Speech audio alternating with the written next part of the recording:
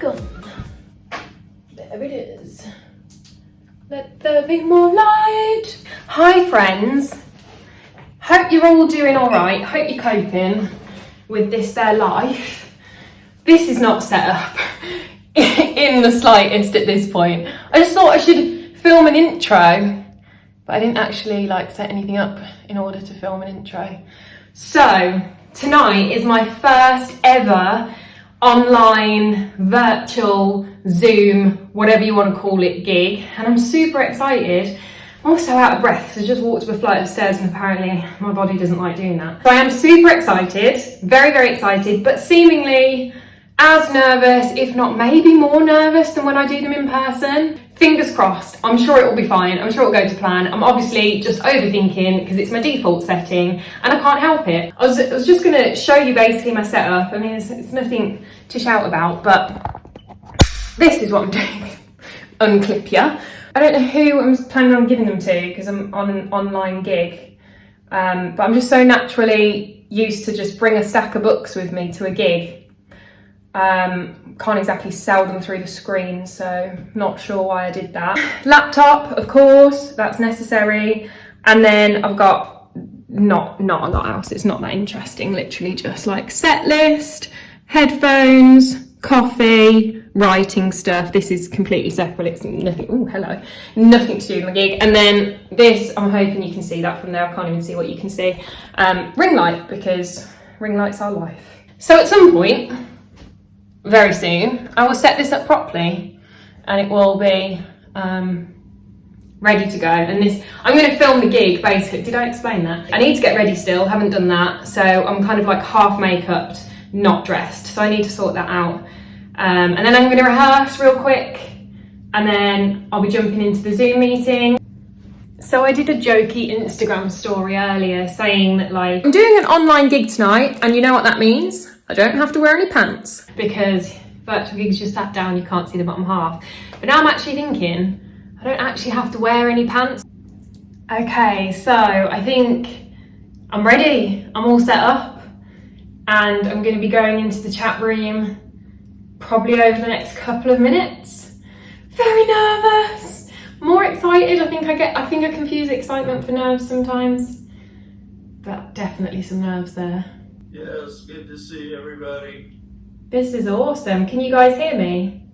I can. Yes, we're all looking forward to hearing you more. Ah, thank you. Oh hello. Oh my God, it's so good to see your faces. How are you, Kathy? Me on the West End, Carson. Oh, it's so good to meet you.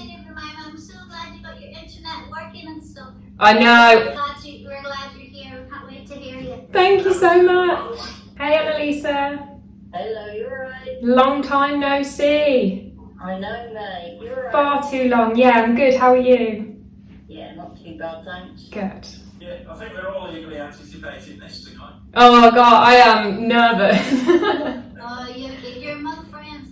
Oh, thank you. You don't need to be nervous. Oh, thank you, Lorraine. Yeah, we were expecting quite a big turnout tonight. Hi, Jemima. Hello, how are you, Gary? Oh, you are. Got your friends. I've changed, my hair's grown.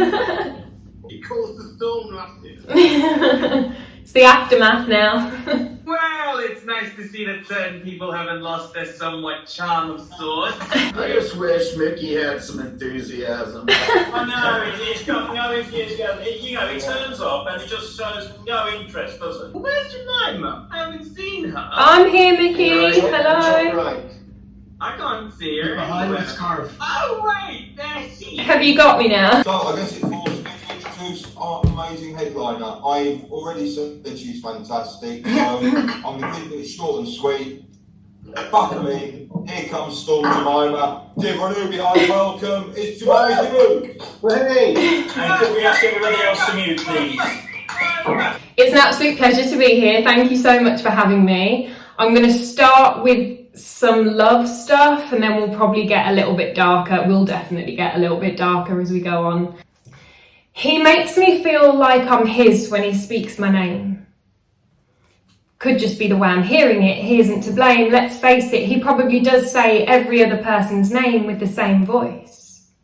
I forgive any of his actions to keep on the receiving end of his reactions. I replace other people's time for his interaction because he's a profound distraction. I try focusing on a positive outcome to encourage the law of attraction, but it's infiltrated with negativity as I convince myself I am not to his satisfaction. Being good enough for yourself, I like to think that can be taught.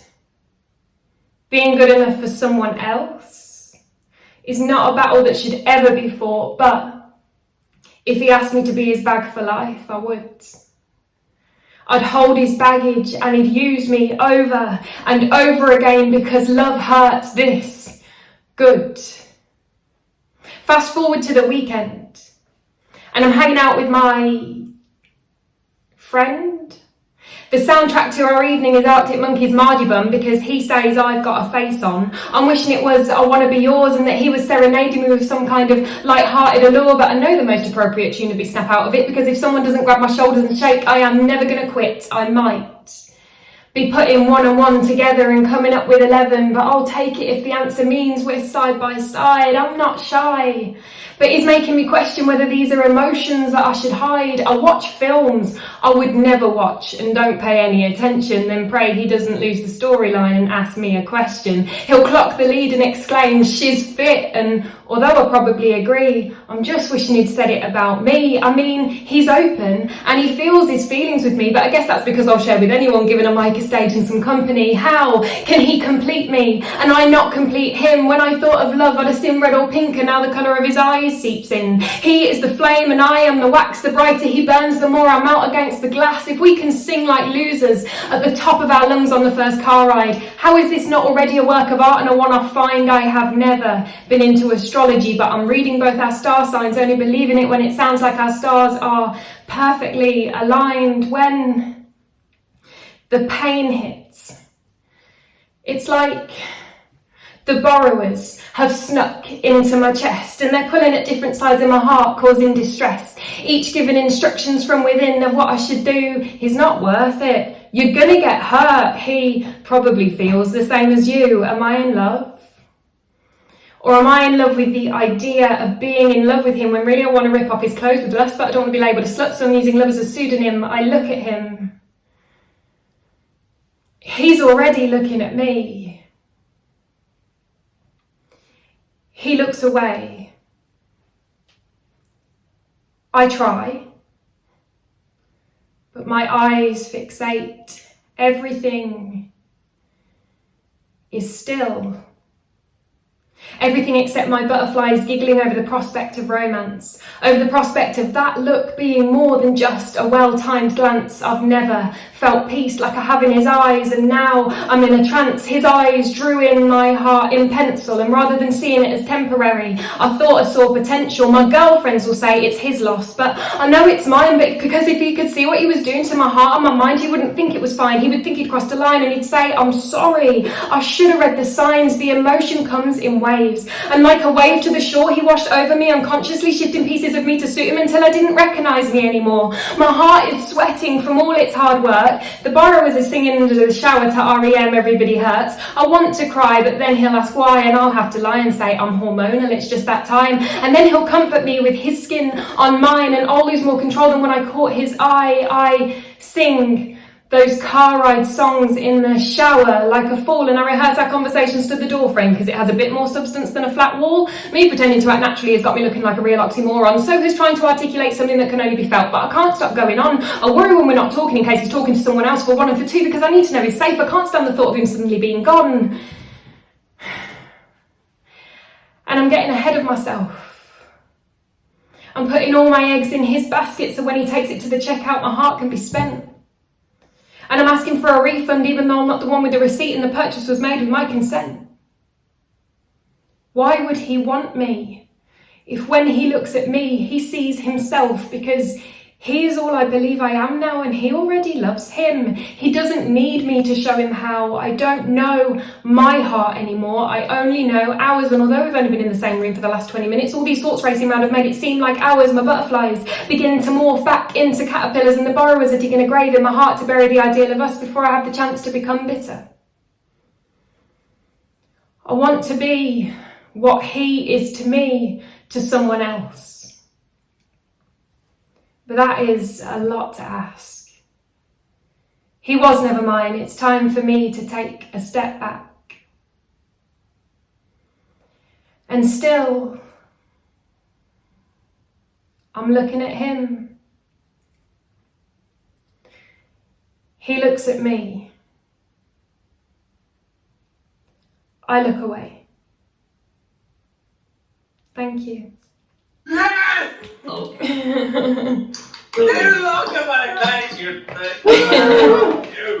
What ribbon, man. Right, that's seamless. Oh, thank you so much, guys. Who the heck are you? Wow. Oh, that was brilliant. You're a natural. Oh, thank you so much. Honestly, watching you all today has been an absolute pleasure. I've been completely blown away by everybody. This is like a book tour gig for me, so that poem is from the book. If anybody is interested in buying a book from me, there is absolutely no pressure. But Sis, decide at the end, you might not like the rest of my stuff. It's called Unorthodox. It's published with Verve Poetry Press. I will pop some links into the chat box at the end. Love is beautiful and painful and unpredictable and damaging, and the first time I thought I fell for someone, I ended up in therapy 10 years later, and every single first therapy session, because I've had a lot of different therapists, every single first therapy session with every single different therapist, they have always said to me in that first session, if you tell me his name, I have to report him. His name is imagined scenarios. It's planning her escape route. It's staying light on her feet. His name is walking fast. It's blocking her path. It's lingering in back streets. His name is hair tucked in. It's crossing the road. It's taking a fake call. His name is pulling over, asking her for directions instead of the man ahead who's built and 6'2" tall. His name is following her around the store.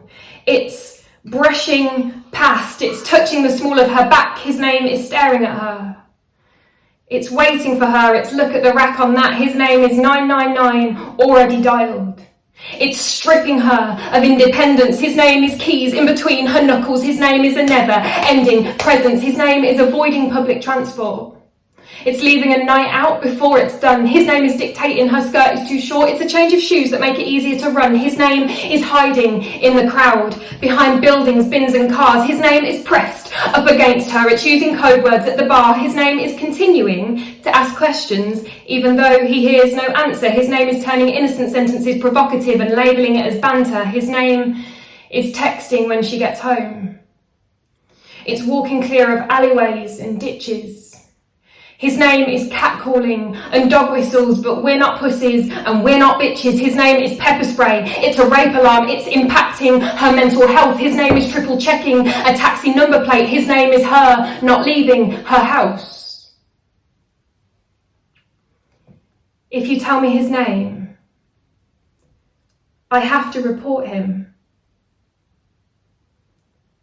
His name is 10 years on. His name is suffocating me. His name is for the rest of my life. His name is therapy. If you tell me his name, I have to report him. His name is abuser. His name is depression. His name is anxiety. His name is fear. His name is panic. His name is PTSD. His name is nightmares. It's in the dark. It's lodged in my memory. His name is control. It's impossible to console. His name is me, never being free. If you tell me his name, I have to report him. His name is rapist. It's judgment. It's a man phoning from victim support. His name is men have torn me down and I'm supposed to let them build me back up. His name is taking me to court. His name is behind closed doors. It's loud noise, it's sudden movements. His name is driving too fast. It's never in the past. His name is yes, but can you prove it? If you tell me his name, I have to report him. His name is knowing if I say it, it's me who's more at risk. It's keeping myself out of danger in turn, doing the same for him. It's being so short of options, it makes me physically sick. If you tell me his name, I have to report him.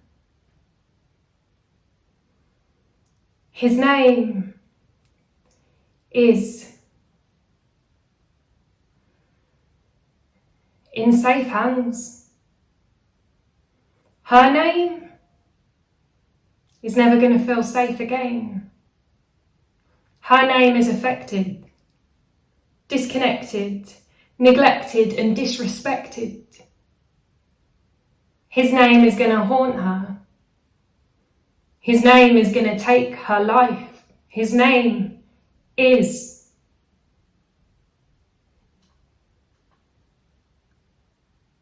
protected. Thank you.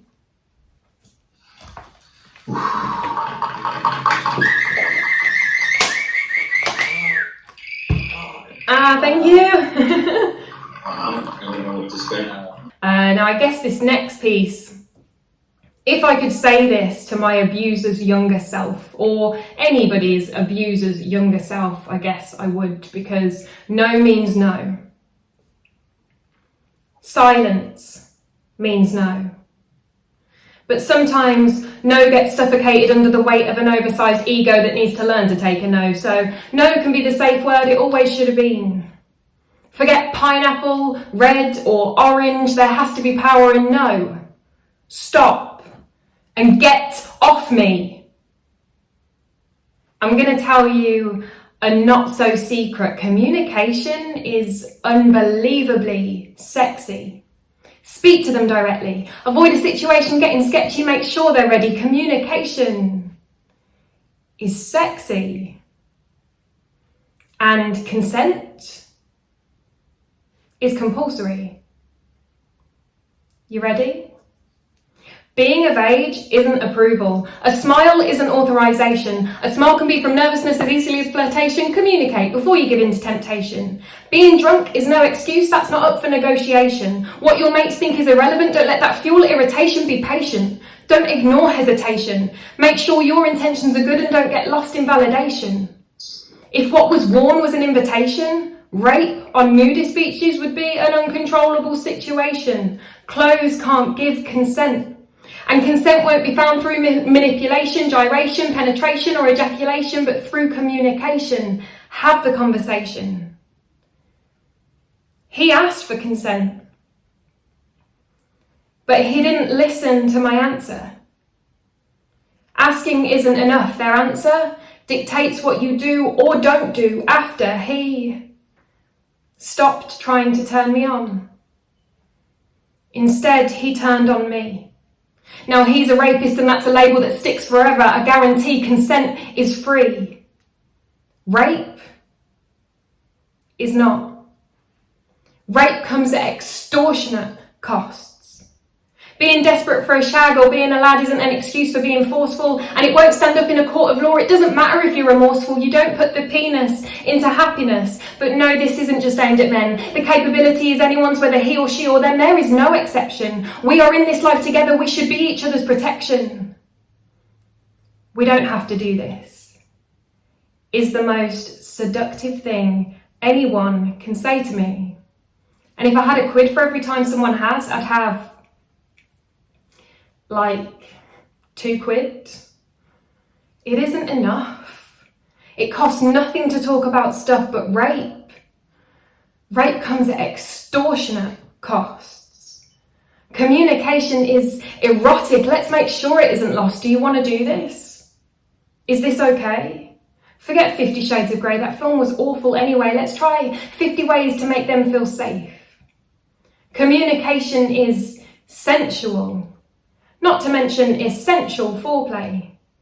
If you get into it and they change their mind, no, and stop, still hold the same power. So pull away, get off, stop, see past what you want. Tell them it's okay. Encourage them to communicate, reassure them they're safe. They don't have to say what you want to hear. They get to say what they need to say. Make them feel that way. Ask if they want to continue or not. Communication is hot. They get to choose how their body is used. Give them that choice instead of giving them trust issues. And don't put the tit into attitude and get in a mood just because they refused. Even if you're confused, they are excused. Their no isn't a reflection on your performance. Most of the time. It isn't all about you. If you've had consensual sex before, that doesn't mean they'll want more. You know what you need to ask for before you explore. Make sure they're sure. Make sure you're sure they're sure. If earlier they said yes and now they don't want to, you don't have consent. It's not up for debate. You don't have an argument. I don't care if you're discontent. Let's prevent an offence. You scrambling for a defence because your satisfaction came at their expense if you don't have consent. Nothing goes ahead. It's common sense. If you have to talk them into it, it shouldn't be happening. The fact I'm even writing this is baffling, but people are being raped and their lives are unravelling, leaving years ahead of battling to repair the damages. It's maddening. Let's make communication more appealing. To avoid unnecessary lifetimes of healing and dealing with feeling like our bodies are concealing internal bleeding from the wounds that keeps reopening and the nightmares that keep repeating in our minds, peace is hard to find. I don't want this life for another of mankind. The bottom line is consent is compulsory. But lines get blurred and lines get crossed. Read them carefully. And in between where silence sits, make sure communication isn't lost. Communication is hot. Consent is legal. No consent is rape. A crime. And you'll do the time, but so will they. To an extent you can't even comprehend, it won't ever go away. And we pretend we're on the mend when it affects us every day. No one deserves this kind of pain. Don't be a criminal. It's easy. Communication is unbelievably sexy. And consent is compulsory. Thank you.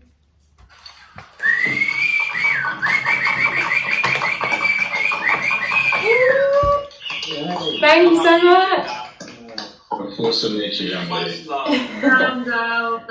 This has been incredible. Thank you so much. I know my poems are pretty long, so I'm on to my last one already. But before I go into it, I just want to say thank you so much for listening to me today. It is such a powerful thing to feel heard when you're speaking, and I will never stop saying that message because it's so powerful.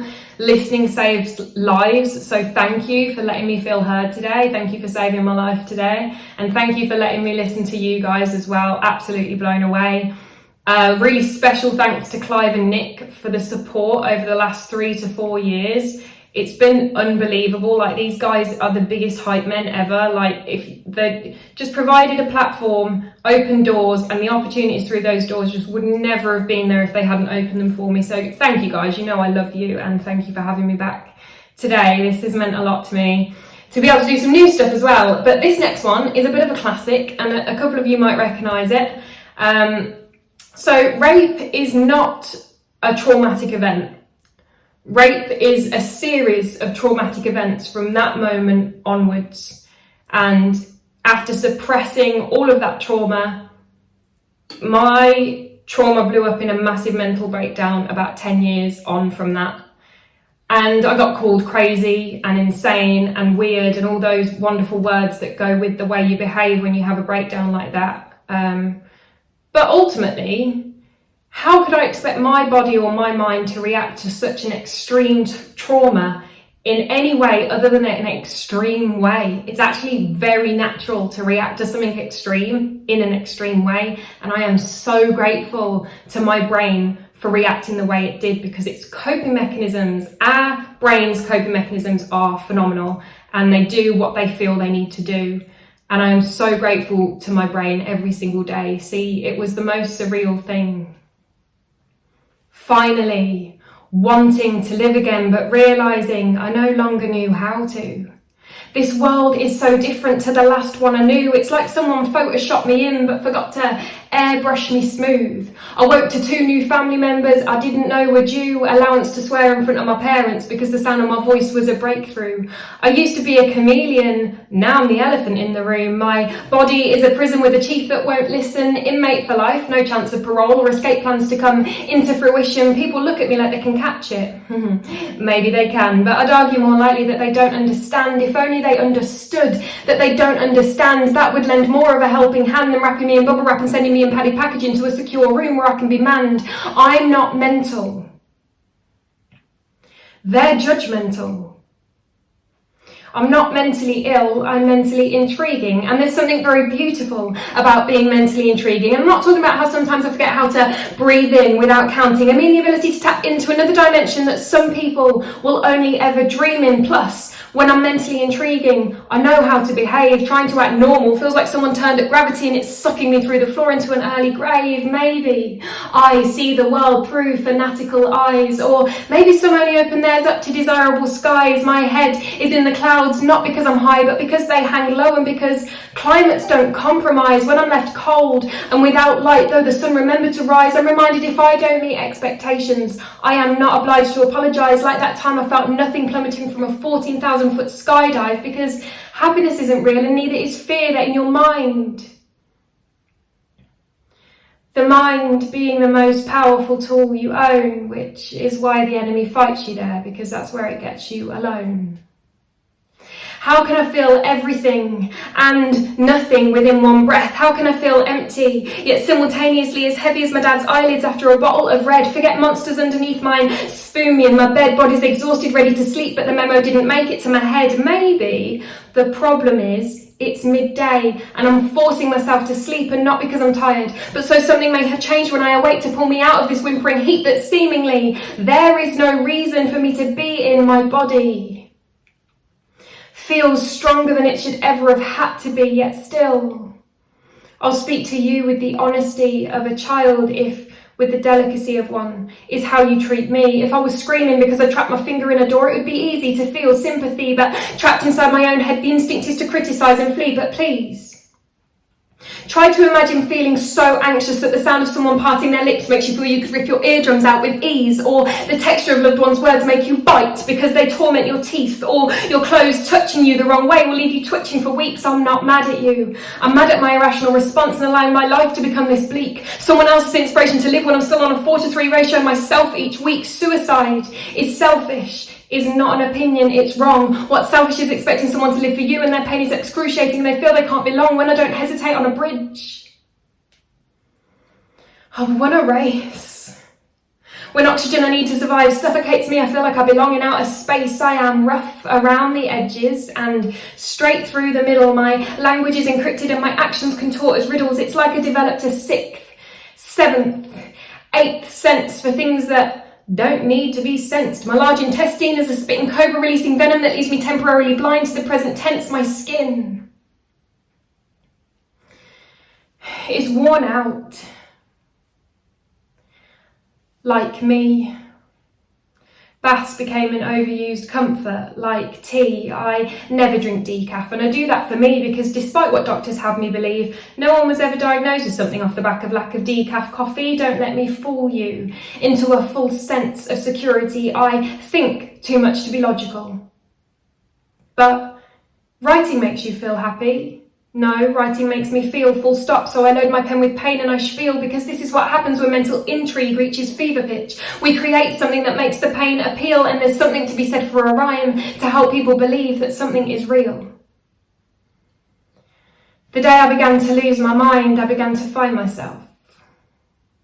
That is when I realised it is okay to ask for help. Even if it means waking someone up, self-sabotage is enticing, but it is a relief when someone interrupts. See, 2 steps forward and 1 step back is not a royal fuck up. It is still 1 step forward.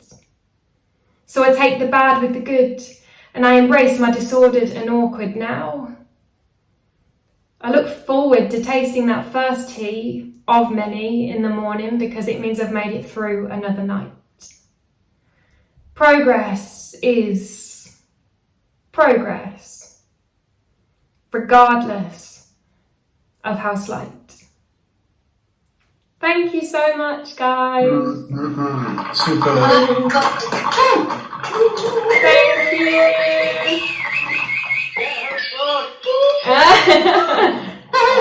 So are you thinking of sticking with this writing work then? Superb. Oh, thank you. This one, better and better. I can only imagine what you're like when you feel you're on point. Oh my god, you're a force of nature. Wow, thank You're you. brilliant. It's an absolute pleasure to meet you guys. Absolute pleasure. Guys, Jemima's also a fantastic human being. She's always said she supports me, she supports 2 or 3 people I've seen in the rooms who she's supported for years. Oh, Gary. She's more than a force of nature. She's the main point. Friends I've met through poetry, honestly, it's a special place because everybody has a story that, not necessarily that they are ready to tell, but you just know that people are there for a reason, they're listening for a reason. Nobody starts poetry for no reason. And so I think we all connect on such a deep level, and yeah, I massively appreciate you. And Gary, of course, always will be there with you, and I'm looking forward to what's coming up soon. Oh yeah, everybody's gobsmacked, nobody knows what to say, so just take another round of applause please for tonight. Hi, I'm just editing this video, and I thought I should do a little outro because it kind of ended very abruptly at the end of the gig. The gig was so fantastic. I will absolutely be taking more online virtual gigs because the atmosphere that the event and the people in it managed to create, considering it was online, was not like I expected at all. It's absolutely phenomenal. If you get chance to check out an Hive event online, you absolutely should, 100%. Thank you for watching this today. If you got to the end, you are a trooper. I appreciate you. Thank you very much. Look after yourself because you are important, and I'll see you in the next video.